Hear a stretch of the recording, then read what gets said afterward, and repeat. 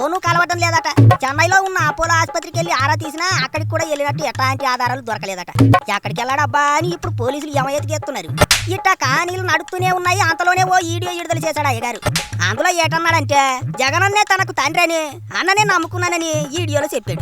తన మీద పెద్ద పెద్ద కేసులు ఎట్టారని సాంపటానికి చూస్తున్నారని కూడా చెప్పాడు. అయితే బోరగడ్డకి బెయిల్ ఇచ్చే అప్పుడే షరతుల్లో గట్టిగా చెప్పారు, ఖచ్చితంగా పోలీసులకు అందుబాటులో ఉండాలి, వాళ్ళు ఎప్పుడు పిలిస్తే అప్పుడు వెళ్ళాలి అని. కానీ ప్రస్తుతం బోరగడ్డ పోలీసులను తప్పించుకుని తిరుగుతున్నాడు. ఇళ్లకు తాళాలు వేసుకుని మరి ఎక్కడికో మాయమయ్యాడు. తల్లి చికిత్స కోసం అని మధ్యంతర బెయిల్ తెచ్చుకున్న గడ్డం రౌడీ అక్కడికి అసలు వెళ్ళనే లేదు. గుంటూరులో ఓ పెద్ద డాక్టర్ గారి సంతకాన్ని కూడా ఫోర్జరీ చేశాడట. హైకోర్టునే మోసం చేశాడని పోలీసులు ఇప్పుడు బోరగడ్డం ఆచూకీ కోసం భూతద్దాలు ఎట్టుకుని మరి గాలిస్తున్నారట. కానీ వీడియో విడుదల చేయడమే పెద్ద కామెడీగా ఉందనుకుంటున్నారు ఇప్పుడు చాలా మంది.